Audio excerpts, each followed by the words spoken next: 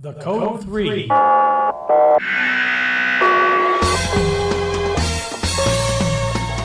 live podcast sponsored by the Marin Fire History Group. All about the history of the fire service in Marin County, California. And now your host, retired Fire Chief Paul Smith. Good morning. This is retired Fire Chief Paul Smith with the Marin County Fire History Group.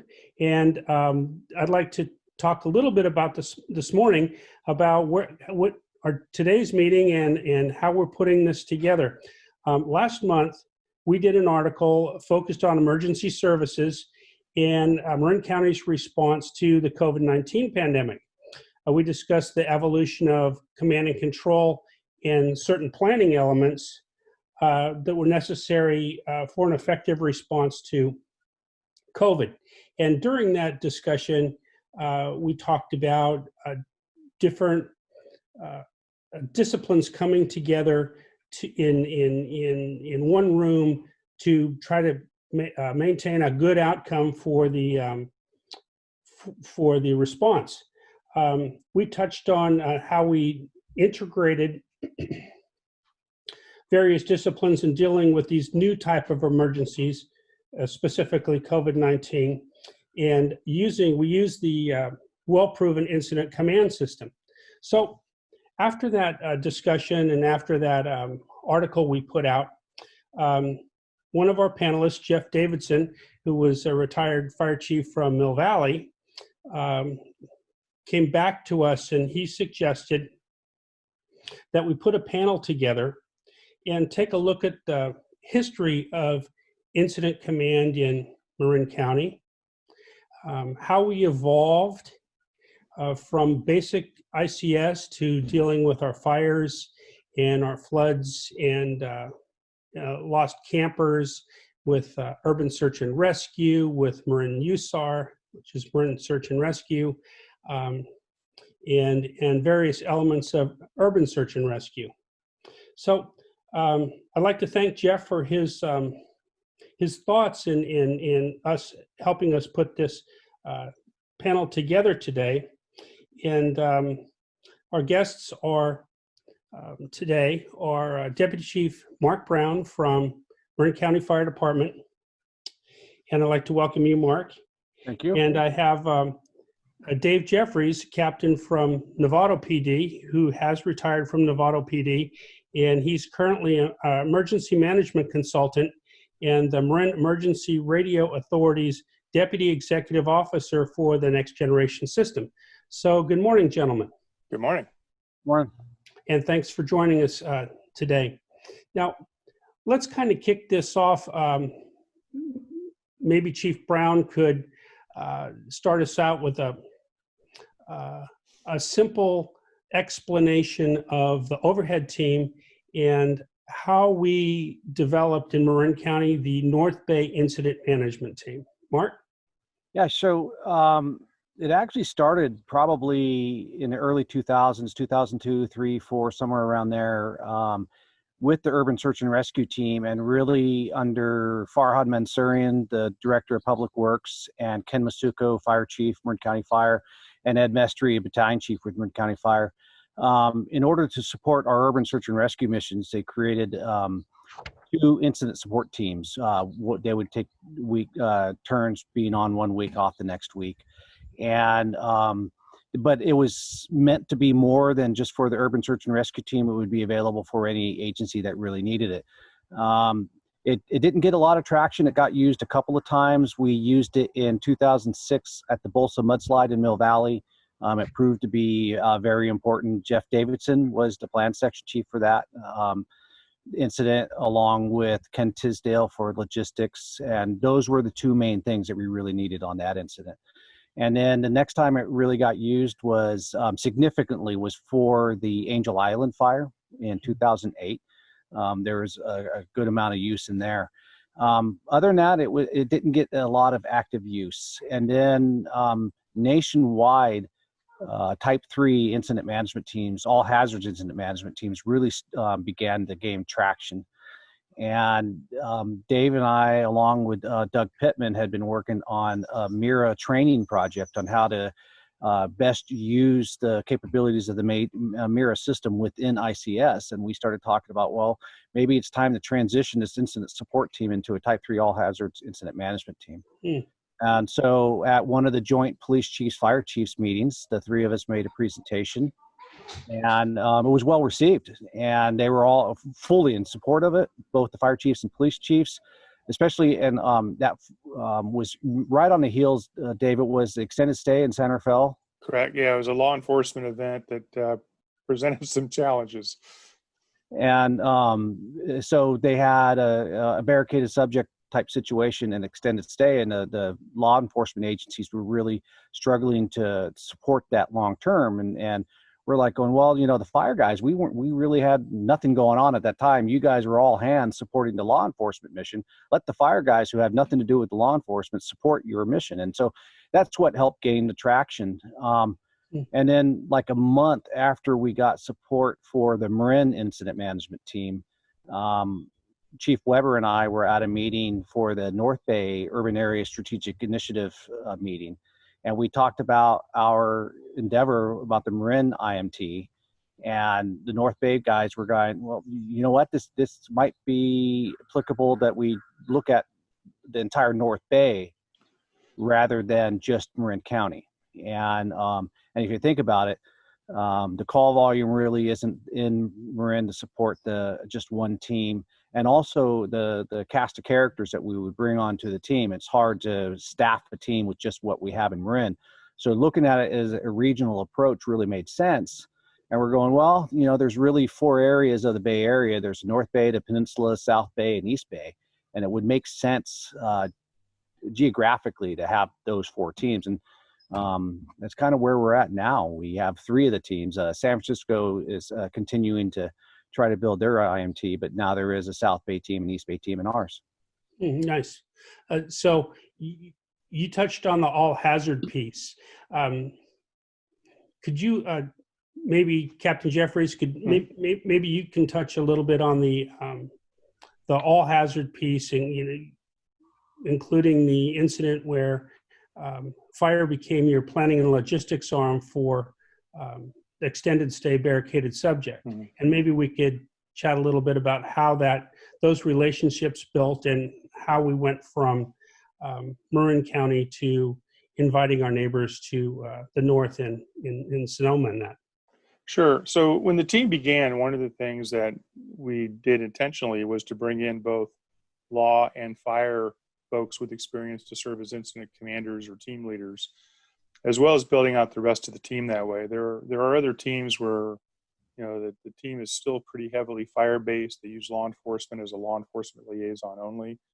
But we've integrated from the beginning. And through the training and practice we've had, it's been pretty clear that, that if you've got folks in the plan section understand the planning process, what they do each day is less important than understanding that. Or for logistics, I haven't been on a fire yet where somebody cared about whether or not the guy arranging meals and porta potties wore, a badge or a shield. It just hasn't been an issue, and it's really become one of our strengths as well. We have a small cadre of retirees on the team, but during fire season, and this may be a shocker to your audience, the fire guys get pretty busy, and so when the team gets requested, the law enforcement folks, as well as, like I said, the retirees, help fill the gaps on the team, so they're still able to deploy and help out. And just one anecdote of that is during the North Bay fires up here, and we were heavily deployed, and we can talk about that later. But in the aftermath, as things started to settle down, we got sent all the way down to Santa Cruz for the Bear Fire, and somebody commented about Tom Sabito, who was with San Rafael PD at the time, wearing one of his department jackets, like, "Hey, that's great. You got a law enforcement liaison officer." He's not a liaison officer. He's your logistics chief. And so here's a police officer supporting, I think it was over 1,000 firefighters and doing it quite well.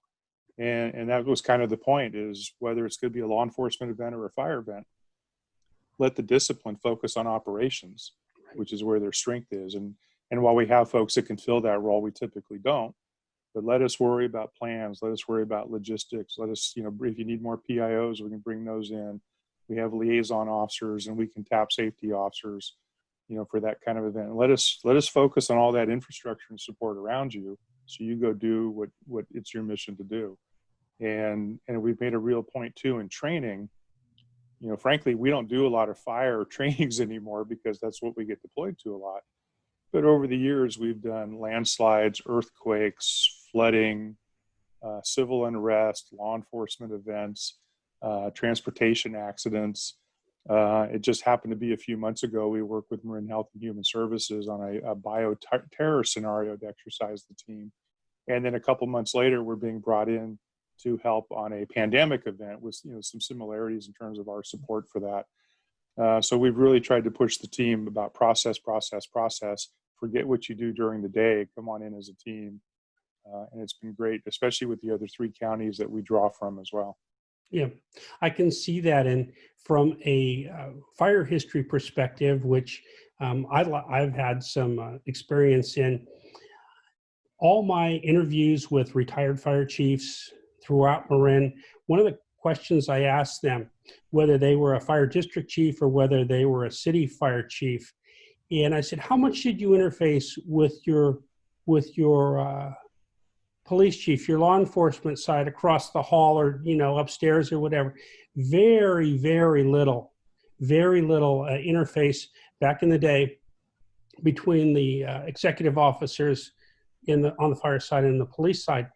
But there is, in today's environment, there is so much political pressure, needs from the incident commander, that we need everybody pulling together. So what I've seen from my observation today is the law enforcement and the fire chiefs realize how important this is for these folks to work together, bringing in Department of Public Works, in any necessary disciplines to get the job done.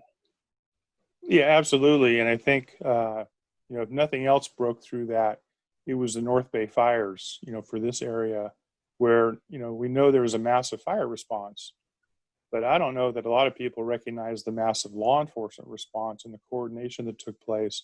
We went through the same thing with the Camp Fire, where there was a large law enforcement contingent, search and rescue contingent up there too, that I think has had to open people's eyes as to, that these are multidiscipline events, no matter what they are. I mean, even, going back to the barricade that Mark talked about, when you've got that many officers and a barricaded subject and a violent crime, you're going to, it's best to have some fire resources staged and ready to go, some EMS resources staged and ready to go, as well as all the other impacts those sorts of things have. And so I think that's opened a lot of doors as well. Mm-hmm. Mm-hmm. Well, we should be proud of today's emergency services leaders, because I think they've come leaps and bounds in say 10 years. I think that's about what it's been. I know we first started on the fire side, work with law enforcement, in my recollection, with an active shooter training. And that was really our first introduction. That, and when we would do wildland fire evacuation planning, we would rely on, in my case, the sheriff's office to help coordinate the evacuation of the citizens. So I appreciate the efforts. Chief Brown, do you have anything else you'd like to add to our discussion this morning? You bet. The fire guys have long understood the benefits of mutual aid, providing mutual aid for areas outside of Marin. Mm-hmm. Just because we've been doing it for so many years, and they recognize the benefit that comes by sending people outside of their jurisdiction, because it brings the skill set back to the home jurisdiction. And there were some law enforcement agencies, not necessarily in Marin, that just did not quite grasp that concept. And fortunately, we had some very supportive police chiefs that were some of the first police chiefs really to take that step and allow their members to go on a response to Sonoma County, Napa County, Lake County, that really had no benefit to the city of San Rafael or the city of Novato or the Marin County Sheriff's Office, but Sheriff Doyle, Police Chief Bishop, and a whole host of police chiefs I'll let Dave rattle off from Novato all supported that. And it brought skill sets back to those individual agencies, and they've continued to be very supportive of it. And we still are really happy that we still have those original law enforcement agencies now, and then we've actually expanded. We have Santa Rosa PD on board now. They have a healthy contingent, and some of the exercises we've designed have actually come close to actually playing out shortly after we had the exercise. One specific in Santa Rosa, and they were able to take what they learned from exercising in Santa Rosa and apply it in real life later on. The same week. Right. Some people would be suspicious, but I guess we had cops to keep that. Somebody has to maintain control, right? Right. Yeah. Well, and Paul, what Mark said is, especially with Santa Rosa, this was a law enforcement event, and this exercise we designed was a crowd control event, and we made up two groups that weren't going to get along. It was before the last presidential election, and so we went right for the politics, and we had dog owners and cat owners just to avoid all the other issues. But in doing a law enforcement event, the fire members of our team learn more about law enforcement operations to make them better as team members. And when we're doing fire or hazmat, then our law folks are learning more about the fire operations. And then when we throw these things like the public health things, we're all learning some of the things that are modified. But the basic process we go through in the planning process and the logistics support and all that is pretty much the same. And then in addition to the incident management team, the other thing that's been interesting is we started training probably about 4 years ago, maybe 5 years ago. Once a year, we'd run the team through an emergency operations center drill. And of course, EOCs are a little different than command posts, similar but different. Yeah. And then starting with the North Bay fires, we were in the city of Santa Rosa first that week in their EOC helping out. Spent several days down in the city of Sonoma's EOC. After we got back from the Bear Fire, we were up in the county of Sonoma helping them for a while. And then during the Camp Fire, members of all 4 NorCal teams, Mark mentioned South Bay, East Bay, and there's also SAC Regional. Members of all 4 teams were deployed to augment the staffing for the Town of Paradise EOC for about 6 days. And so it's, again, emphasizing process and making sure the team's not just fixated on one emergency. That's made it really easy for us to adapt, whether it's been a shelter operation or whatever gets thrown at us. Very good. And Paul, if I can add, there's some things that not only our multidisciplinary approach has broken some ground within the incident management world in California. Some other things that we've done, and I'm going to give a lot of props to Jim Irving.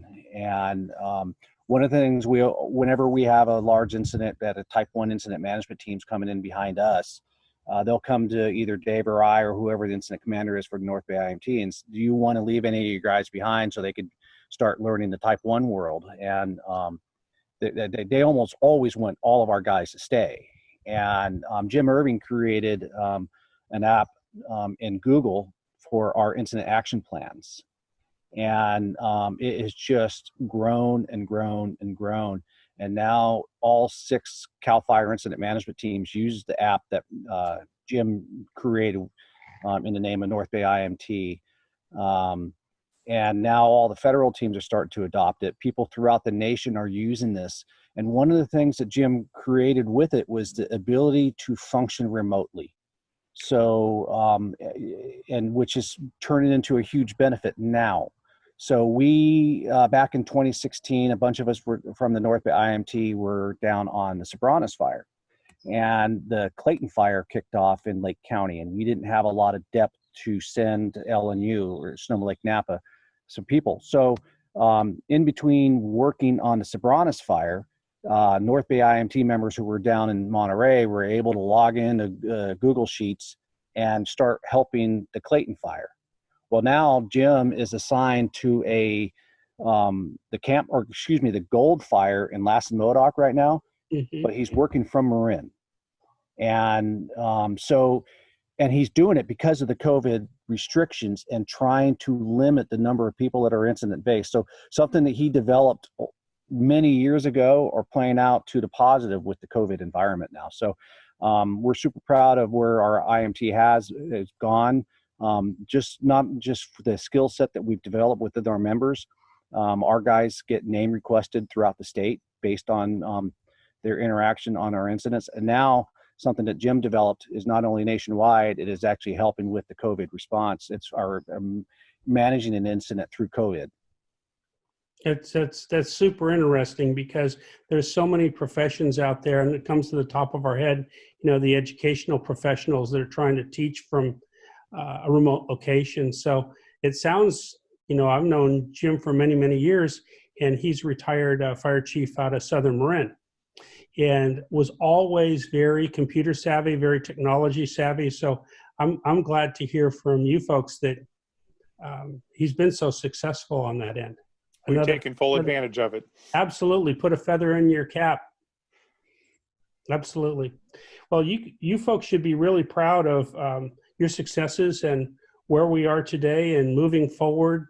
We started out today with talking a little bit about the history of Incident Command and where we were, 20 years ago or further back, all the way to the development of the North Bay Incident Management Team that has had quite a bit of success. And I'm glad to hear it's still growing, and I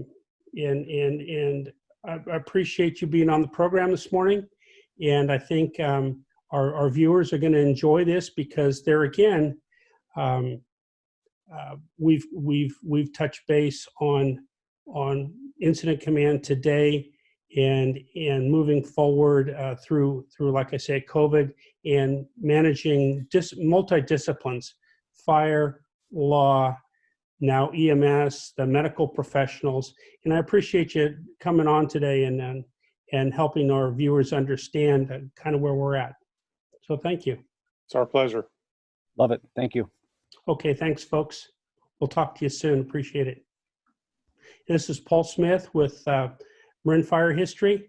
Thank you very much to our guests today, Deputy Chief Mark Brown from Marin County Fire, Captain Dave Jeffries, formerly with Novato PD and currently in emergency management professional, and still with Marin Emergency Radio Authority. Thank you very much to our producers and to our audience today.